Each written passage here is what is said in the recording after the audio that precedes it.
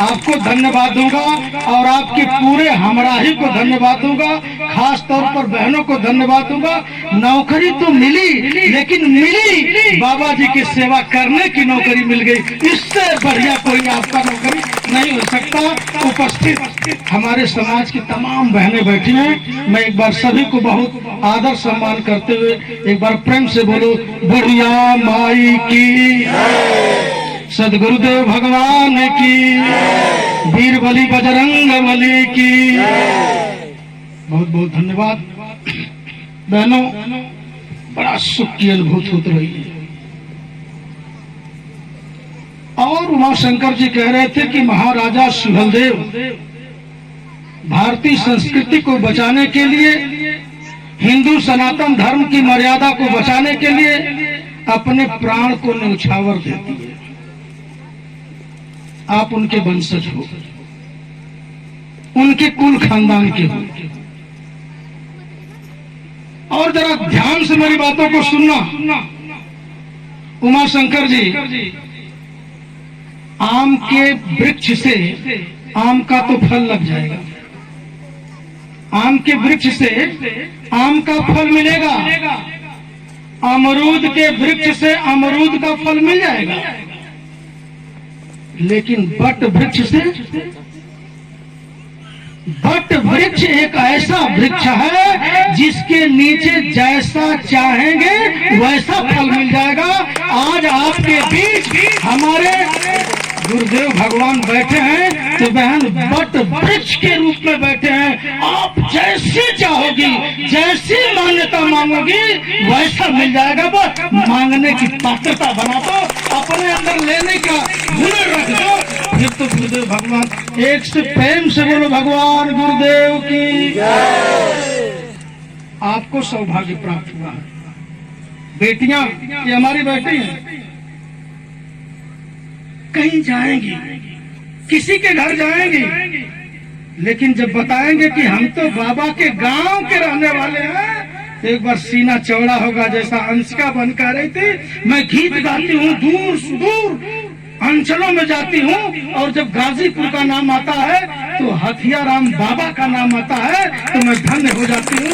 अरे बेटी, मेरी बहन, तू तो बहुत सौभाग्यशाली हो। हथियाराम बाबा के चरणों में तू पैदा हो गई हो। इससे बड़ा पवित्र कोई धरती नहीं। बस दो चीजों पर मैं बेल दूंगा। आप बहुत सौभाग्यशाली हो। हम 30 किलोमीटर चलते हैं तो बाबा जी का दर्शन होता है, और आप 30 सेकंड में आंख मूंदो तो बाबा जी की घंटी सुनाई पड़ेगी। बोलो, इससे भी बढ़िया जगह कोई मिलेगी आपको। गबिया जल बिच मरत पियासा, बहन पानी में है और पानी के बिना मर रहा। बाबा के चरणों में हो, हथियाराम में पैदा हो, और तुम्हें कुछ दुख होगा, कभी कोई दुख नहीं होगा। इस हनुमान जी के चरणों में आओगी, कोई भूत पिचास आएगा कोई नहीं आएगा। मुट्ठी कस के बांधो और कहो, डॉक्टर रमाशंकर राजभर, आप ठीक कह रहे हो, मैं आज से अपना खान पान ठीक कर लूंगा। जैसा खाओगे अन्न वैसा होगा मन। अरे बहन, माफ करना। कईयों मित्रों ने कहा, डॉक्टर साहब आप पढ़े लिखे व्यक्ति हो, आपके समाज को हो क्या गया?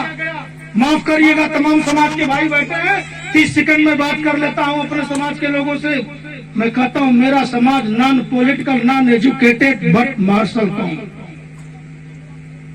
मेरा समाज गंवार समाज है। कईयों ने कहा कारण क्या है? मैंने कहा, जो मैं व्यक्तिगत अध्ययन किया हूं नहीं कहना चाहिए, लेकिन कह रहा हूं इसलिए कि बहन, जैसा खाओगी अन्न वैसा होगा मन। और जब तुम्हारा विचार साफ नहीं होगा, तुम्हारी भावना ठीक नहीं होगी, तो आने वाली पीढ़ी भी अच्छी नहीं होगी। बापे कूद परापत घोड़ा, ना जाते तक थोड़ा थोड़ा। माफ करिएगा, मैं किसी का नाम लेके कह नहीं रहा हूँ। बहुतायत हमारे समाज के ऐसे भाई हैं 300-400 की नौकरी करते हैं, 500 रुपया कमाते हैं, लेकिन शाम को पाउच की दुकान पर जरूर जाते हैं। अरे मेरे भाई, आप पाउच पी करके शराब के नशे में आते हो और शराब के नशे में बेटा पैदा होगा तो राणा प्रताप बनेगा, बेटा पैदा होगा महाराजा सुहेलदेव बनेगा और बिटिया पैदा होगी लक्ष्मी की बाई बनेगी। संस्कार विलुप्त हो रहा है। राष्ट्र का निर्माण कैसे होगा? कैसे राष्ट्र का निर्माण होगा? कैसे समाज का निर्माण होगा? अगर समाज का निर्माण करना चाहते हैं, मैंने युवाओं को जोश को देखा बाबा जी के साथ, महाराज श्री के साथ, पीछे से इतने जोश के साथ, मुस्तैदी के साथ मुट्ठी बांध करके बाबा जी जिंदाबाद, बाबा जी जिंदाबाद। जिस जोश को मैंने देखा, मैं तो धन्यवाद देता हूँ नौजवान मेरे भाई, तुम्हारे जवानी को, जज्बा को सलाम करता हूँ। जिस ओर जवानी चलती है उस ओर जमाना चलता है। राम कुंवर भाई, अगर नौजवान, जिस दिन नौजवान, हथियाराम के नौजवानों याद रखो, जिस दिन तुम्हारी जवानी का जोश और बुढ़ापे का होश जब दोनों एक साथ मिल जाएंगे, फिर तुम्हारी मंजिल को कोई नहीं रोक पाएगा। आग लगी थी गांव में, आग लगी, लोग भाग खड़े हुए, 2 व्यक्ति बच गए थे, एक अंधा और दूसरा विकलांग, अर्थात लंगड़ा। समझो, आप विकलांग नहीं समझ पाओगी। एक लंगड़ा बेचारा था, एक आंख का अंधा था, दोनों को मरना तय था। अंधा भाग रहा था, लेकिन उधर ही भाग रहा था जिधर आग लगी हुई थी, और लंगड़ा देख रहा था लेकिन विवश था क्योंकि उसको बचा नहीं पा रहा था। उसने कहा, मेरे भाई मेरी बात तो मान जाओ। क्या बताओ?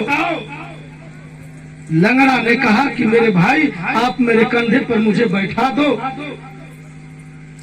तुम्हारा पैर होगा और मेरी आंख होगी, हम दोनों पार हो जाएंगे। ऐसा ही हुआ। अंधा व्यक्ति लंगड़े व्यक्ति को कंधे पर बैठाता है, पैर होता है अंधे का,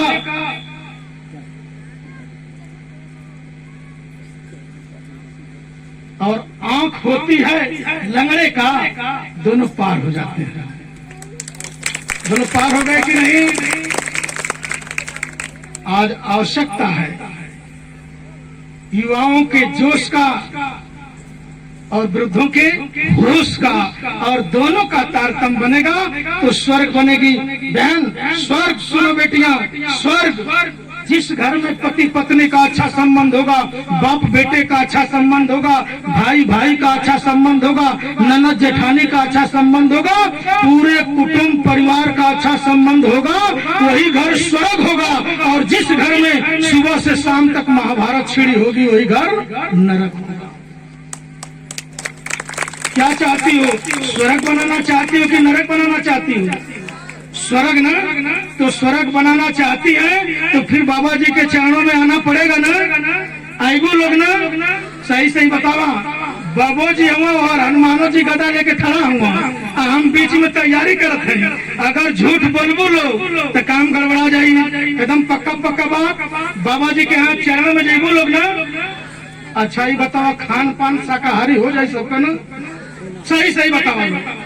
अरे बहन सुनो तो सुनो, एक भैंस को, एक गाय को मांस का टुकड़ा फेंक दोगी, वो गाय खाएगी? खाएगी?